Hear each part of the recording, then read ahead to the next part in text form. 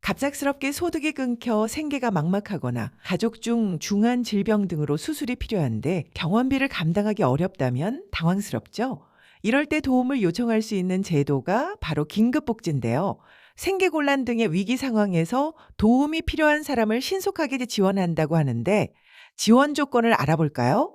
네. 긴급복지 지원을 받으려면요, 갑작스러운 위기 사유에 해당하는 가운데 소득, 재산, 금융 요건을 충족해야 합니다.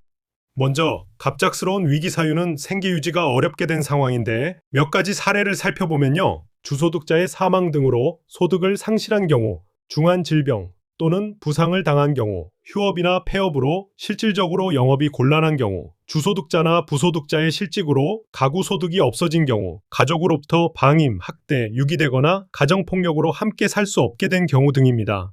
이러한 위기 상황에서 소득, 재산과 금융 보유 기준을 함께 충족해야 지원이 가능한데요. 소득 기준은 혼자 사는 1인 가구는 192만 3,179원, 2인 가구는 314만 9,469원, 3인 가구는 401만 9,277원입니다.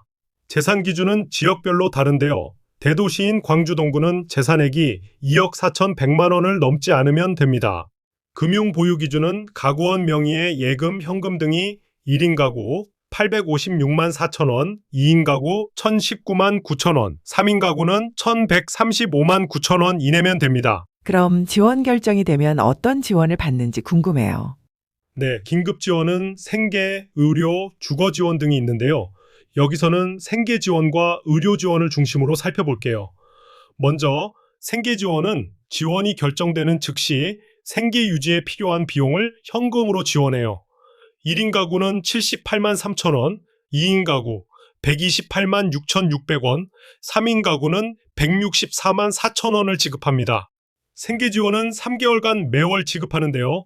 3개월의 지원에도 불구하고 위기 상황이 계속되는 경우에는 심의를 거쳐 3개월의 범위에서 연장하여 지원합니다. 계속해서 의료 지원도 알아보죠. 네, 의료 지원은 수술 또는 입원이 필요한 중한 질병 등으로 발생한 의료비를 감당하기 곤란한 분에게 지원합니다. 만성질환은 원칙적으로 지원하지 않고요. 암 환자와 희귀난치성 질환자는 보건소 지원 대상이 아닌 경우에 지원 가능합니다. 의료급여 수급자는 수술하거나 또는 중환자실 이용 시에만 긴급 지원이 가능합니다. 주의할 사항은요, 의료 지원은 퇴원 전에 요청해야 합니다. 퇴원 전에 지원 요청이나 신청이 있어야만 진단서 등 서류와 현장 확인을 통해 위기 상황을 확인하고 지원 여부를 결정할 수 있어요. 이렇게 의료 지원이 결정되면 치료에 소요된 금액을 병원으로 직접 지급해드립니다. 의료 지원은 300만 원 범위 내에서 약제비, 본인 부담금 등을 지원하고요.